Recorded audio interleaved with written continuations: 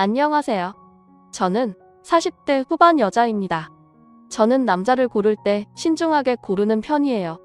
요즘 젊은 사람들이 썸이라는 걸 많이 한다고 하잖아요. 제 성격에는 상상도 할 수 없는 일이죠. 확실한 성격이라 그런 것도 있지만 엄마의 영향도 컸어요. 사실 엄마는 아빠한테 속아서 결혼했거든요. 아빠가 엄마에게 빠지는 바람에 재산이며 직장이며 모든 걸 숨겼어요. 물론 사랑해서 그랬다고 할 수는 있지만 엄마 입장에서는 믿었던 사람이 자신을 속인 거나 마찬가지잖아요. 그게 너무 억울하셨던 나머지 어릴 때부터 저에게 남자 믿지 말라 하곤 하셨죠. 그런 모습을 보고 자란 저였기에 남자를 고를 때는 그 누구보다 신중할 수밖에 없었죠. 처음 남자를 만나게 된 건 대학생 때였어요. 제 친구들은 학창 시절에 한 번씩 연애를 해봤지만 저는 성인이 되기 전까지 남자와 교제할 마음이 없었거든요. 대학생이 되고 나서도 딱히 연애할 마음은 없었어요. 동기 남자들 중에 저를 좋아해서 고백하는 사람도 꽤 있었어요. 그런데 왠지 20살 남자들은 어려 보이더군요. 물론 저도 20살이긴 하지만 그래도 제 눈엔 동갑 남자애들은 아직 어려 보였어요. 무엇보다 20살 남자는 신중함이라고는 1도 찾아볼 수 없었죠. 저에게 고백했다가 차이면 다른 동기한테 가서 고백하곤 했었어요. 신중한 저로서는 그런 남자와는 도저히 사귈 수 없었죠. 그런데 선배들 중에 남자로 느껴지는 선배가 있었어요. 제가 그리던 이상형에 조금 가깝긴 했지만 그렇다고 마음을 빼앗길 정도는 아니었죠. 전 외형보다 내면을 보던 사람이었기에 이상형이라고 해도 단번에 빠지거나 하지는 않았어요. 그런데 그 선배는 외형뿐만 아니라 내면도 따뜻한 사람이었어요. 그래서 후배들한테 인기가 많았어요. 발렌타인데이가 되면 그 선배 사물함에는 초콜릿으로 가득 차곤 했었죠. 사실 저도 주고 싶은 마음은 있었지만 너무나도 인기가 많았기에 쉽사리 다가갈 수 없었답니다. 하루는 신입생들이 인사를 안 한다고 단체를 귀합을 받는 날이 있었어요. 학번마다 귀합주는 선배가 정해져 있거든요. 그런 선배들은 꼰대들이 많았어요. 선배라는 권유를 내세워서 후배들을 마음대로 하곤 했죠. 제 대학 시절만 해도 후배들에게 욕설을 퍼붓는다거나 폭행하는 행위는 비리로 유지했어요. 그런 일이 있을 때마다 분노가 끓어올랐지만 신입생은 아무 힘이 없었죠. 한참 귀합을 받고 있는데 선배 한 명이 나타나서는 중재시키더군요. 다름 아닌 제가 좋아하는 선배였어요. 그 선배 이름이 유석 선배였거든요. 유석 선배는 귀합을 주고 있는 선배에게 그만하라며 신입생들을 돌려보내라고 하더군요. 선배들 간에 실랑이가 벌어졌어요. 이러다가 큰일이 나는 게 아닌가 하는 생각이 들었죠. 유석 선배는 일단 저희를 밖으로 나가게 했어요. 그 모습에 귀합을 주던 선배가 유석 선배 멱살을 잡더군요. 순식간에 손을 낚아채더니 귀합 주던 선배를 내려 꽂아버렸어요. 바닥에 쓰러진 선배는 꼼짝을 못하더군요. 유석 선배는 다시 한번 신입생들을 괴롭히면 가만 안 둔다며 이 시간 이후로 귀합을 없앨 거라고 했어요. 그 모습에 저뿐만 아니라 다른 학생들도 모두 반해버리고 말았죠. 심지어 남자애들까지 선배를 멋있어 했어요. 그날 이후 유석 선배의 인기는 하늘을 찔렀어요. 더 이상 범접할 수 없는 사람이 되어버렸죠. 저는 선배가 운영하는 동아리에 들어가게 되었어요. 선배는 타악 동아리를 운영했거든요. 큰 북을 치는 동아리였기에 지금까지는 남자 학생들에게 인기가 많았지만 유석 선배가 동아리장을 맡고 나서부터는 여자 학생들이 더 많아졌죠. 전 선배 때문에 들어간 게 아니라 학창시절부터 사물놀이 활동을 해왔던지라 차출되어 갔었죠. 정원 초과로 들어가기 힘든 상황에 저만 차출되어 가니 많이들 부러워하더군요. 동아리에서도 선배의 인기는 하늘을 찔렀어요. 선배가 북을 치기 때문에 여학생들은 선배의 팔뚝을 구경하기 위해 모여들곤 했죠. 심지어 다른 동아리 학생들도 구경을 오곤 했었어요. 거기다 자장한 성격이었기에 악기 치우는 일을 후배들에게 시키지 않고 같이 하더군요. 다른 선배들은 그런 유석 선배의 행동을 싫어했죠. 그렇게 되면 후배들이 버릇이 없어진다고 하더군요. 그렇지만 유석 선배는 그런 반응을 전혀 신경 쓰지 않았어요. 하루는 동아리 회식이 있던 날이었어요. 모두들 유석 선배 옆에 앉기 위해 혈안이 되어 있었죠. 전 그 경쟁에 끼고 싶지도 않았어요. 물론 선배 옆에 앉고 싶은 마음은 있었지만 대학 입시보다 치열했기 때문에 마음을 접을 수밖에 없었어요. 그런데 선배는 저더러 옆에 오라고 하더군요. 할 이야기가 있다고 했어요. 심장이 미친 듯이 뛰기 시작하더군요. 의도치 않은 상황에 당황했어요. 그 전까지 저와 한마디도 나눈 적도 없고 심지어 친하게 지낸 적도 없었거든요. 그런 저에게 옆에 앉으라고 하니 당연히 당황스럽지 않겠어요? 전 모두의 시세를 받으며 선배 옆에 갔어요. 너 유선이 맞지? 나랑 이름이 비슷해서 쉽게 외워지더라고. 불편하게 있지 말고 편하게 있어. 혼내려고 부른 것도 아닌데 왜 이렇게 긴장을 해? 기합 주는 것 같이 보이잖아. 칭찬하려고 부른 거니까 긴장 풀어도 돼. 지켜보니까 내가 확실히 다른 친구보다 실력이 좋더라고. 어릴 때부터 해서 그런지 기본기가 탄탄한 게 느껴져. 그래서 말인데 동아리 부장 한번 해보는 건 어때? 조금 이르긴 한데 실력이 좋으니까 충분히 잘 해낼 것 같아서. 내가 해주면 든든할 것 같은데 해줄 거지? 평소 동아리에 애정이 있었기에 받아야 할 이유는 없었죠. 무엇보다 선배가 저를 쭉 지켜봐왔다는 말을 혹 해버렸어요. 저를 좋게 보고 있다는 말이잖아요. 그렇게 전 부장이 되었어요. 그 이후로 선배와 붙어 다니는 일이 많아졌죠. 자연스럽게 가까워졌어요. 다른 남자가 다가오는 건 부담스러웠지만 선배만큼은 전혀 부담스럽지 않았어요. 지내면 지낼수록 더 좋은 사람이라는 게 느껴졌죠. 무엇보다 반듯한 생활이 마음에 들었어요. 술, 담배도 전혀 하지 않고 수업도 빼먹는 일이 없었죠. 선배에 대한 마음이 더 커져만 갔어요. 그렇지만 소심한 성격이었기에 10살이 좋아한다는 말을 건넬 수 없겠더군요. 그렇게 선배는 졸업을 하게 되었고 전 좋아한다는 말 한마디도 못 해본 채 선배를 떠나보내야만 했어요. 세월이 흘러 저도 어느덧 졸업을 하게 되었고 취직을 하게 되었어요. 일만 하다 보니 건강이 조금씩 안 좋아지는 것 같더라고요. 그래서 등산 동호회를 가입했어요. 그런데 이게 웬일인가요? 거기서 유석 선배를 다시 만나고야 말았죠. 신기하게 또다시 동호회에서 만나게 되었더군요. 보통 인연은 아니라고 생각했어요. 선배는 저를 보자마자 많이 이뻐졌다며 반가워하더군요. 선배를 보니 예전의 감정이 슬쩍 돋아나는 기분이었어요. 등산을 하면서 저희는 급격히 가까워졌어요. 타지에서 혼자 생활했던지라 기댈 곳이 필요했는데 때마침 유석 선배가 다시 나타난 거죠. 사회생활을 해서 그런지 예전처럼 소심하게 행동하지 않았어요. 선배는 당돌해진 저의 모습을 보며 좋아하더군요. 저희는 또다시 급격히 가까워지기 시작했고 이번에는 제 마음을 솔직하게 말했어요. 그렇게 저희는 긴 시간을 돌고 돌아 결국 만나게 되었어요. 학교 다닐 때도 그랬지만 여전히 반듯한 사람이더군요. 그런데 조금 이상한 부분이 있었어요. 유독 엄마를 많이 챙기더군요. 데이트하는 도중에는 엄마하고 통화를 하더군요. 처음에는 그 모습이 보기 좋았어요. 엄마와 친하게 지내는 아들의 모습이 보기 좋잖아요. 그런데 제가 생각했던 것보다 너무 자주 연락을 하는 거예요.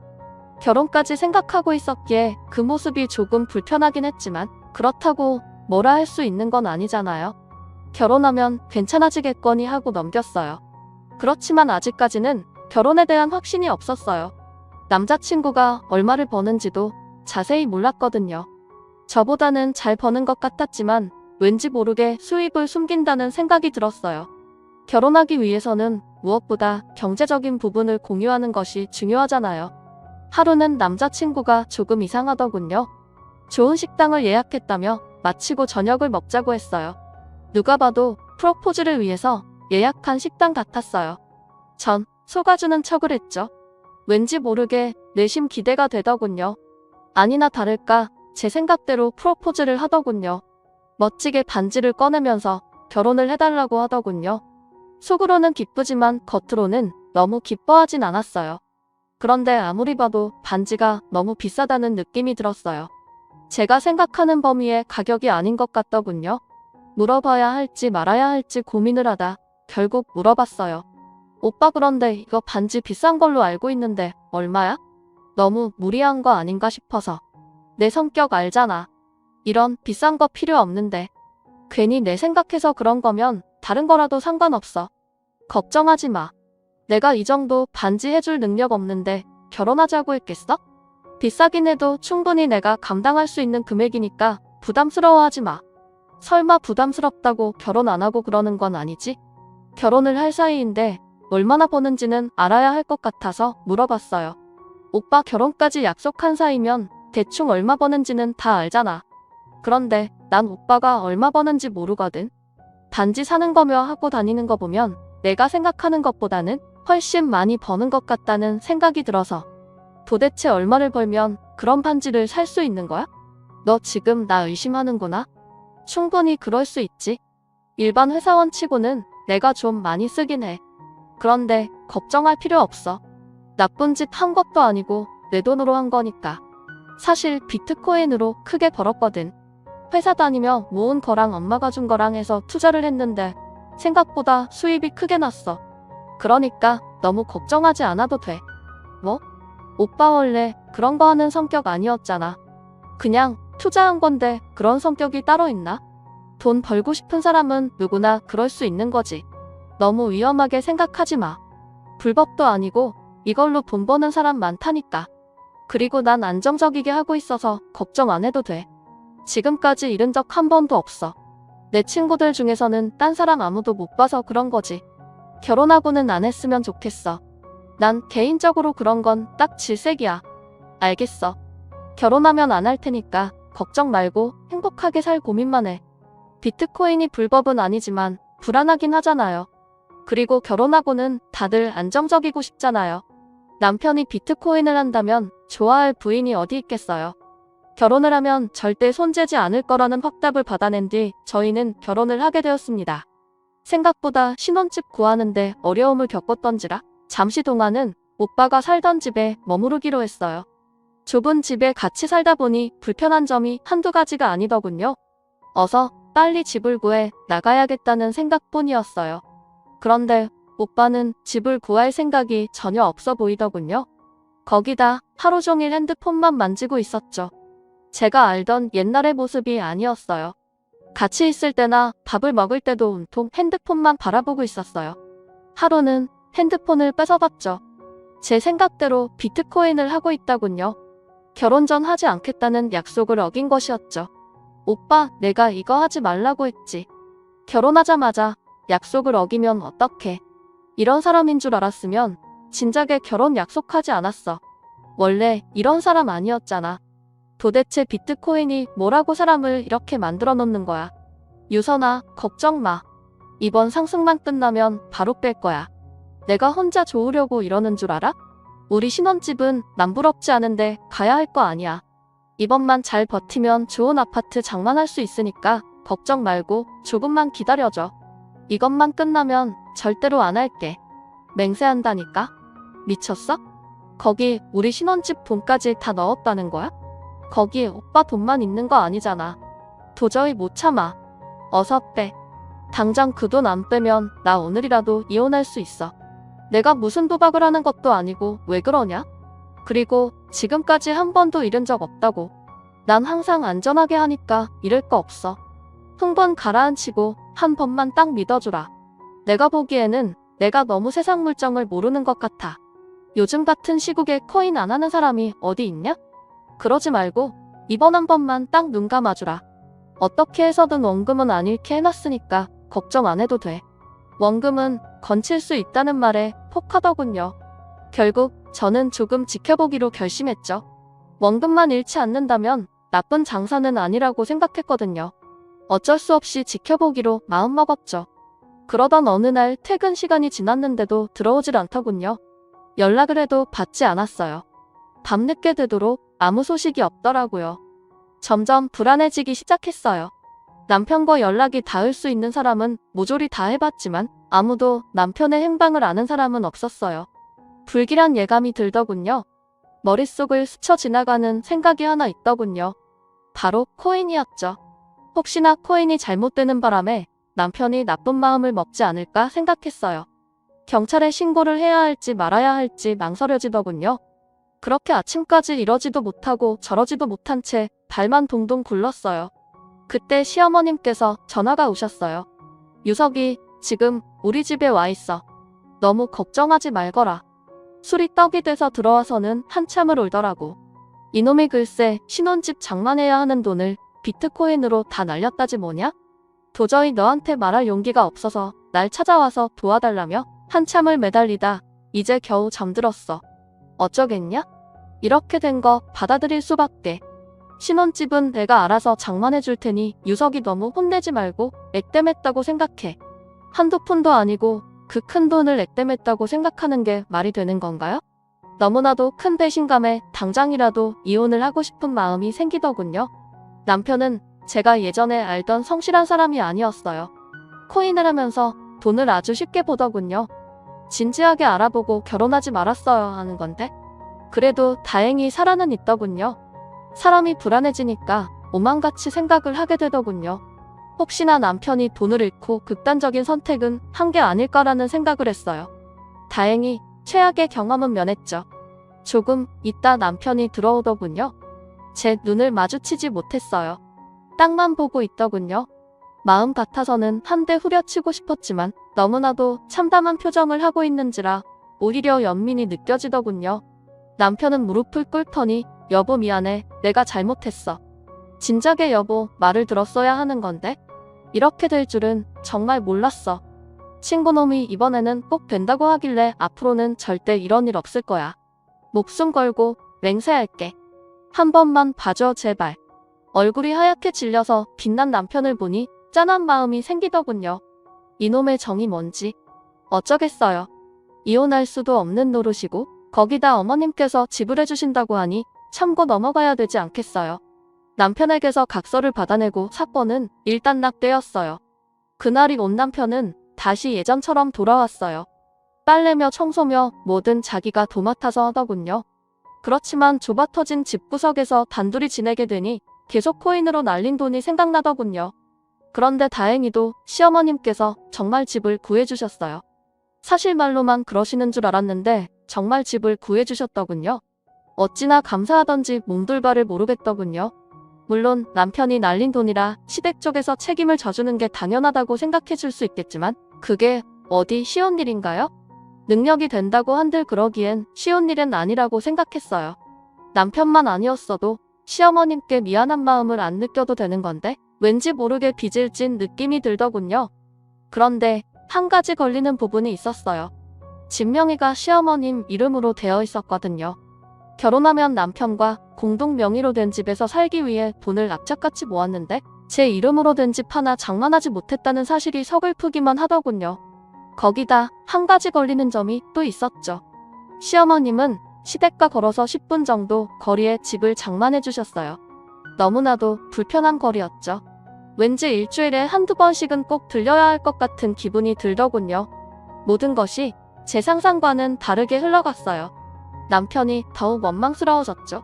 그러던 어느 날 퇴근 후 제가 먼저 집에 들어오게 되었는데 누군가 집안에 있더군요.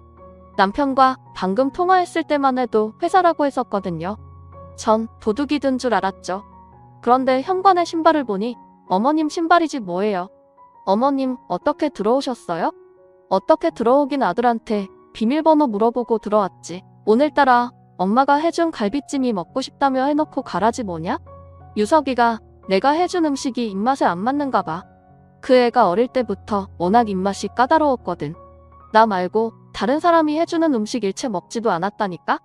심지어 애들이 환장하는 피자, 치킨도 마다하고 내가 해주는 음식만 찾는 아이였어.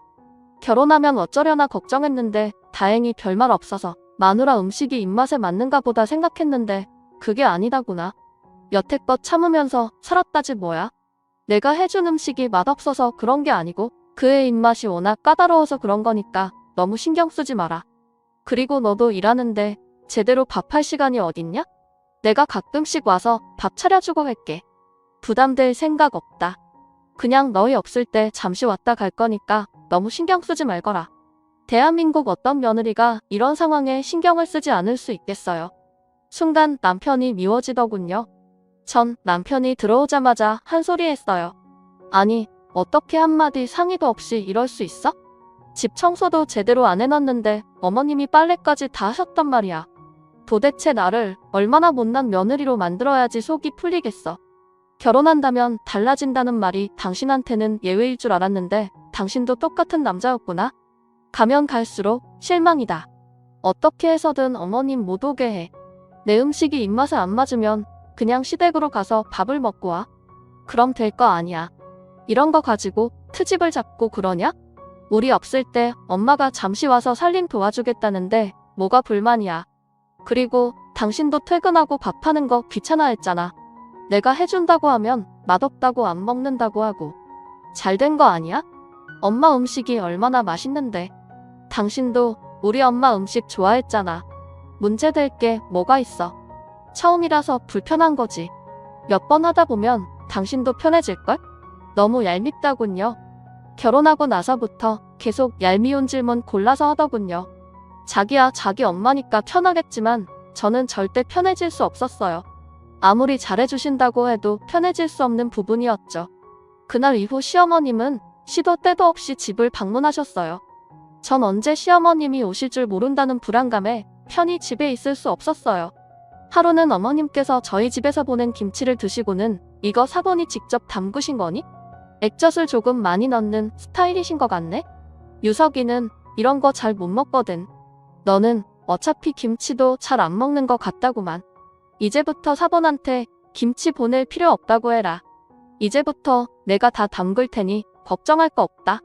너 저번에 내가 해준 김치 맛있다며 담그는 법 좀 알려달라고 하지 않았냐?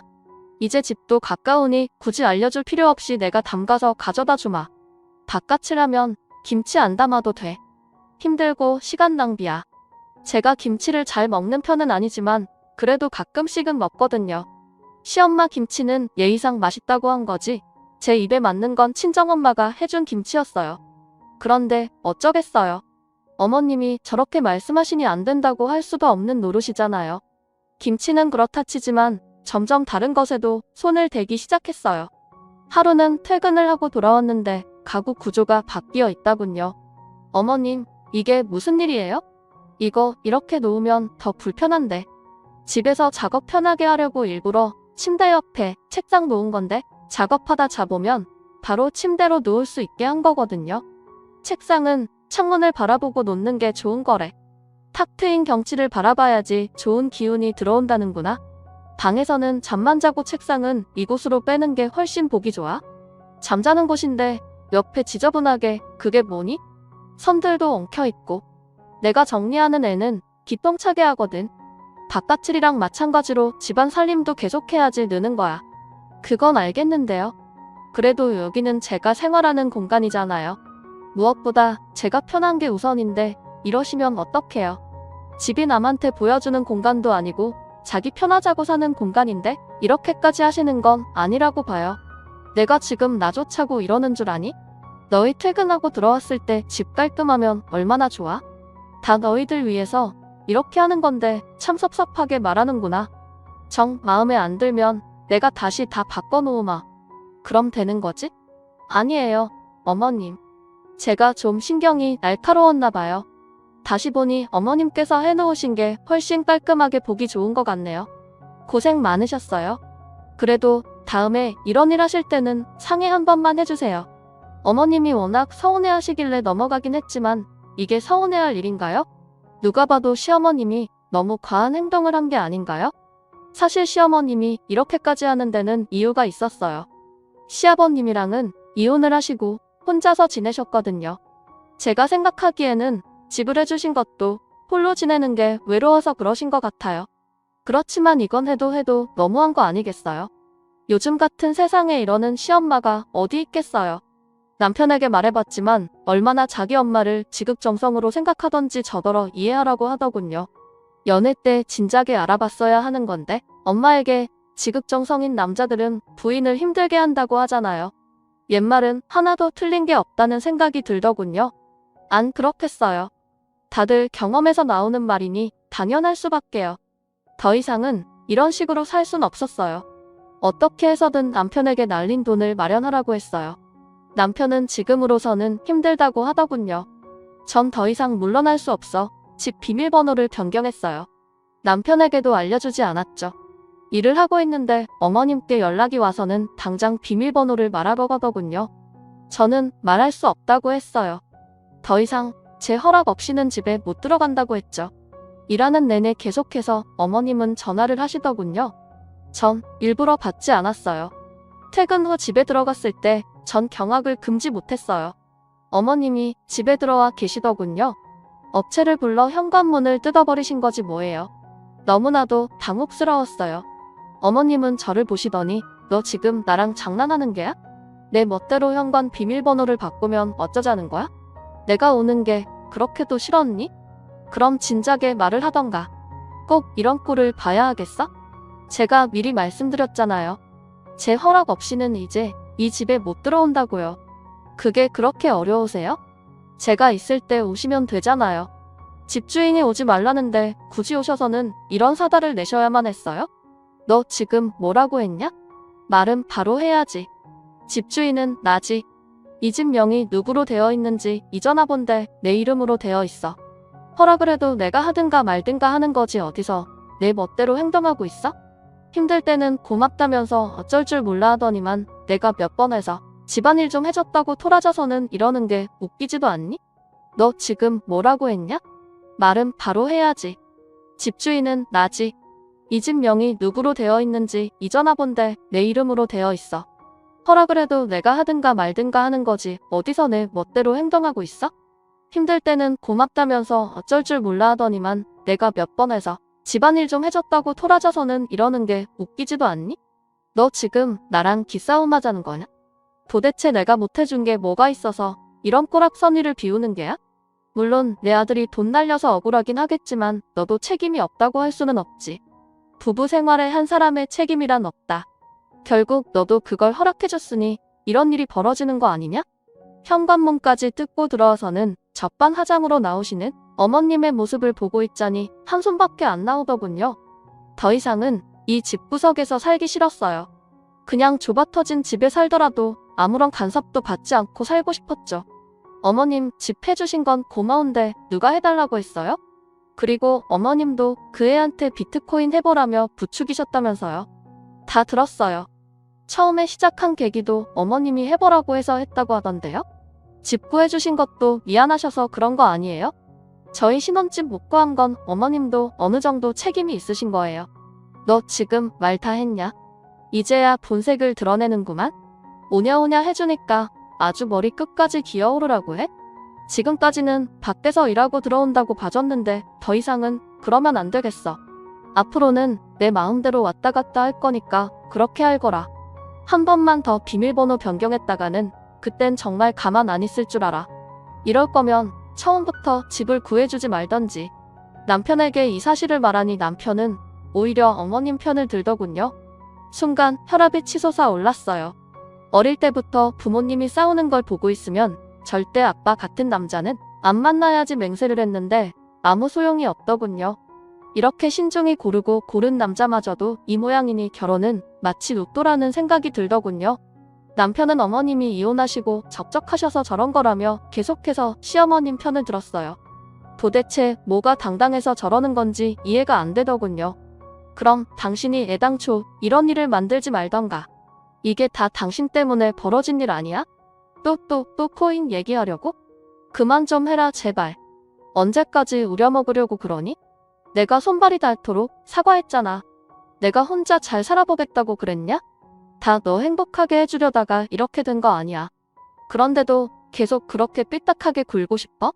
그리고 다른 집 같았으면 이 정도 집 장만해주지도 못했어. 우리 엄마 정도 되니까 해주시는 거지. 입장 바꿔서 당신이 돈 다 날렸다 치자. 그럼 어떻게 됐을 것 같아? 장인어른 장모님이 이런 집 장만해 주셨겠어? 천만에 절대 안 해주셨을걸? 안 해주시기보다는 그럴 능력도 없으시지. 이제야 남편의 본 모습을 알게 되었어요. 속으로는 저의 집을 얕보며 살고 있었던 거예요. 남편이 실체를 알게 된 이상 결혼 생활을 이어나가는 건 불가능했어요. 이미 한 번의 큰 잘못으로 남편에 대한 신뢰가 크게 떨어진 상태에서 이런 일까지 생기니 더더욱 같이 살 마음이 사라지더군요. 이혼을 해야겠다는 확신이 들었어요. 전 그날 보러 집을 나가버렸어요. 남편에게는 전화로 이혼 통보를 했어요. 그제서야 잘못했다 하더군요. 다시는 이런 일 안 만들겠다며 예전과 같이 빌기 시작했어요. 집을 나가고 부모님 집에서 머물렀거든요. 그런데 거기까지 찾아와서 하루가 멀다 하고 비로되는 거예요. 제가 어떻게 이런 남자와 결혼했을까 싶더라고요. 결국 시어머님까지 대동에 찾아왔어요. 시어머님은 마지못해 저한테 잘못했다며 자기 아들이랑 살아달라고 하더군요. 둘 다 어찌나 꼴 보기 싫던지 저는 절대로 마음 바꿀 생각이 없다고 딱 잘라 말했어요. 알아보니 이혼 서연은 충분하더군요. 코인으로 날려먹은 돈 중에는 제 돈도 있었으니까요. 제 의지와는 상관없이 남편이 마음대로 쓰다가 날려먹은 거니까 소송을 하더라도 제게 유리했어요.